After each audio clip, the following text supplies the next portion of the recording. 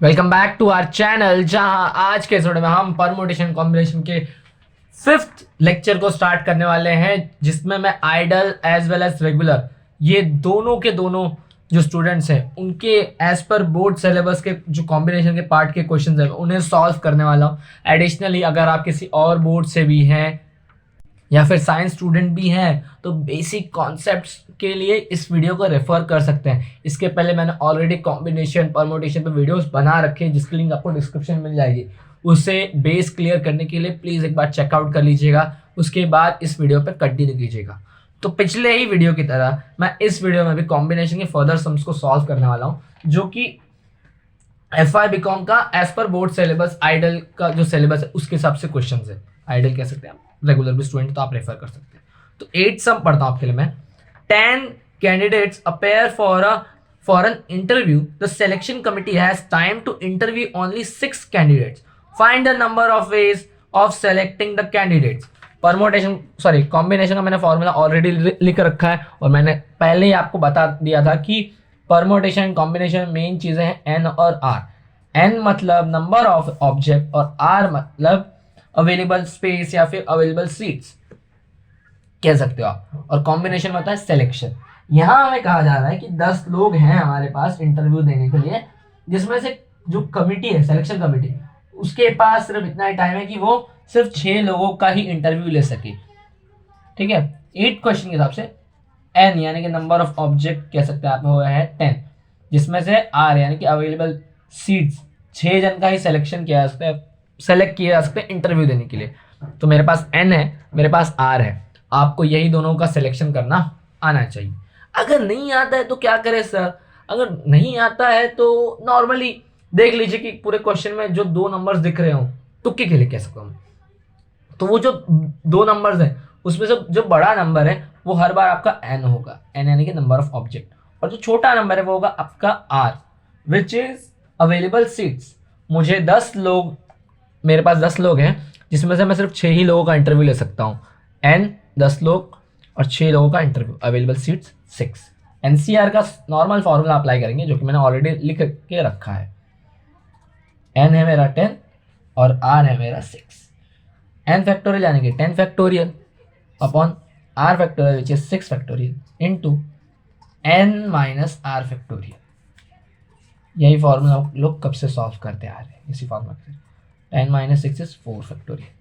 मैं 10 फैक्टोरियल को 6 फैक्टोरियल तक एक्सपांड कर सकता हूँ। 10 into 9 into 8 into 7 into 6 factorial तक लेके 6 फैक्टोरियल कैंसिल। मैं 4 फैक्टोरियल को भी एक्सपांड करूंगा और नॉर्मली सॉल्व करना शुरू करता हूँ। 4 1 जा 4, 4 2 जा 8, 2 1 जा 2, ठीक है, 3 1 जा 3, 3 3 जा 9। डिनोमिनेटर के सभी एलिमेंट्स गायब हो चुके हैं और न्यूमरेटर में सिर्फ 10 इंटू 3 इंटू 2 इंटू 7 भी बचा है। ठीक है, तो 3 7 जा 21 और 21 इंटू 2 होता है 42। ठीक है, 10 इंटू 42 मैंने इन तीनों को मल्टीप्लाई किया था आपस में और मेरा फाइनल आंसर आएगा 420 वेज। मतलब मैं 10 में से मुझे जो भी 6 लोगों को चुनना है इंटरव्यू के लिए, मैं 420 तरीकों से उनका चुनाव कर सकता हूँ। यही मेरे मेन क्वेश्चन का मोटिव था। नेक्स्ट सम की ओर मूव ऑन करते हैं। 9th सम आप देख सकते हैं। 10 candidates appear for an interview.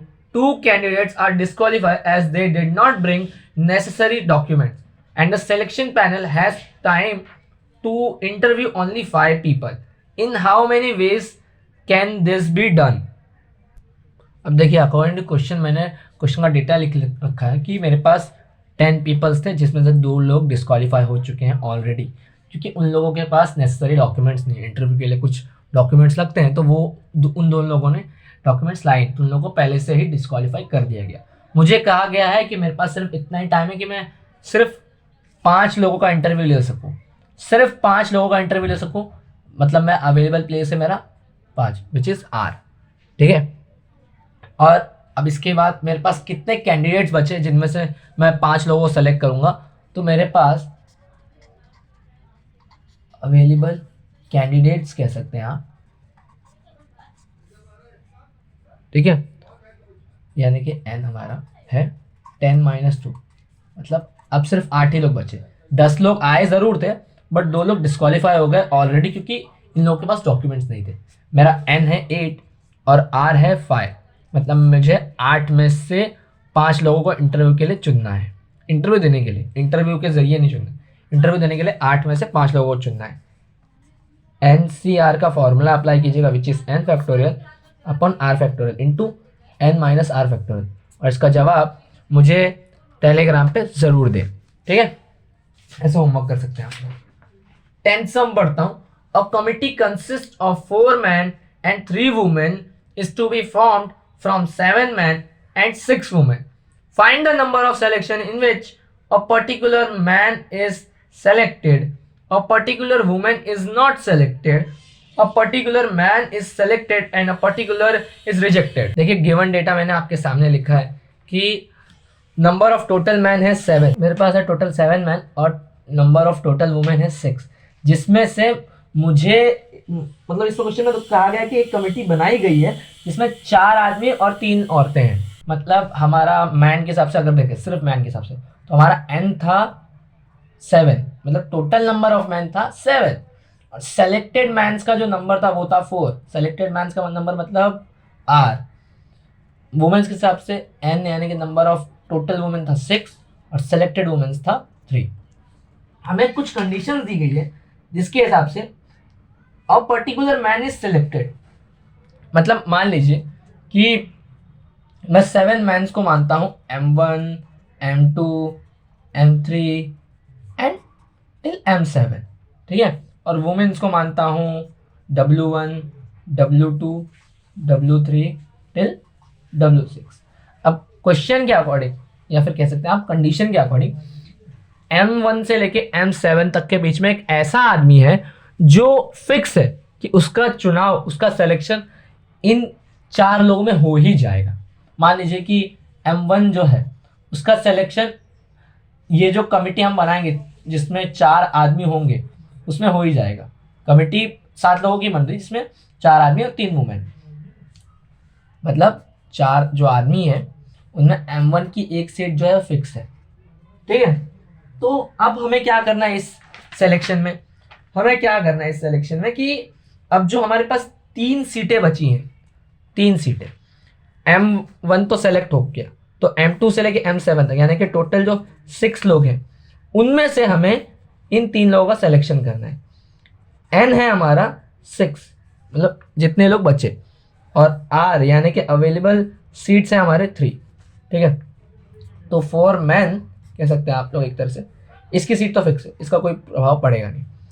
Man selection, selection man लिख सकते हैं आप। ठीक है, 1 इसकी सीट फिक्स इसलिए 1 इंटू N है मेरा 6 और R है मेरा 3। N और R मैंने निकाल लिया है। हमें सिलेक्शन के लिए और अरेंजमेंट के लिए N और R की ज़रूरत पड़ती है। ठीक है, चाहे तो इक्वल करके लिख लीजिए। NCR का फॉर्मूला है n फैक्टोरियल यानी कि 6 factorial upon r factorial which is 3 factorial into n minus r factorial.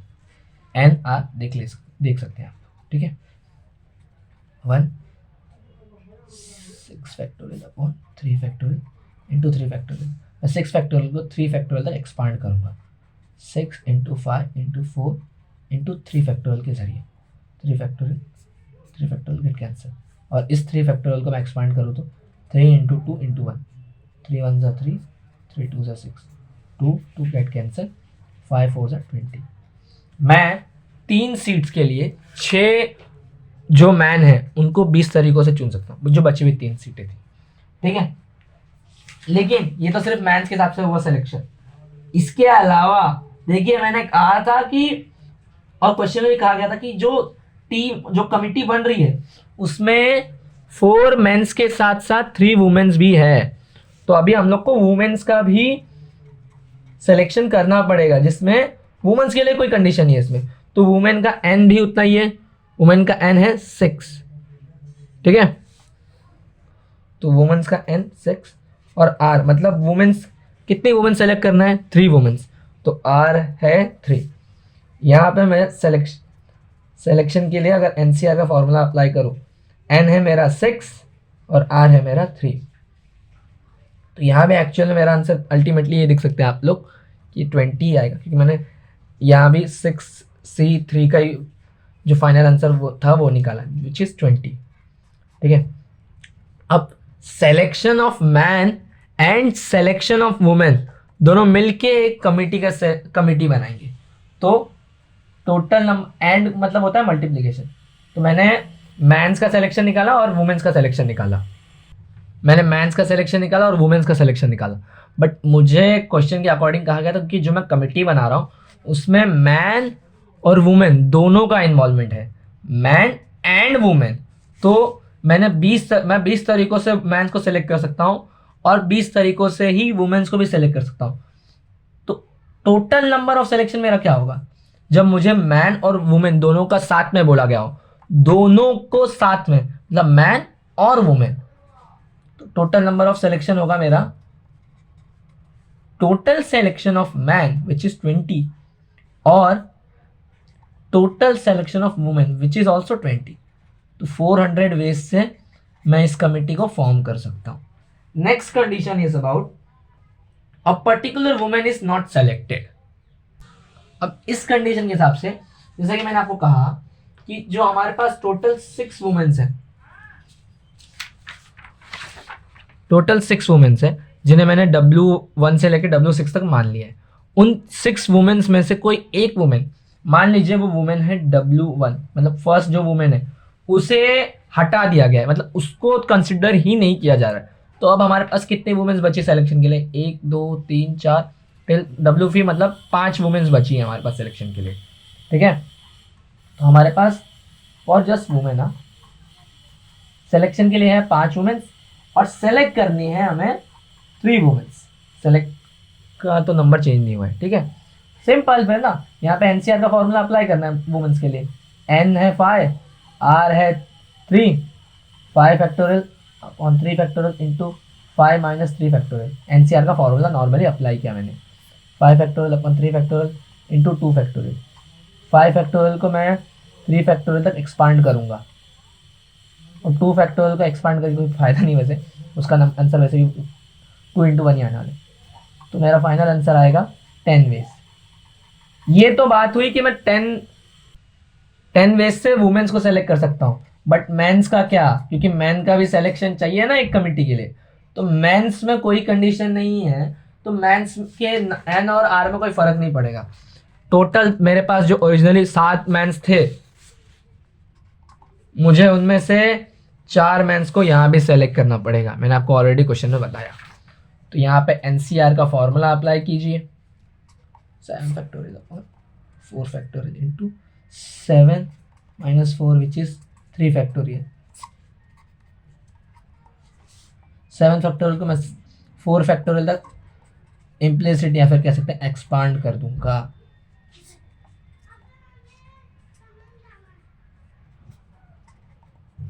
Four factorial get cancel.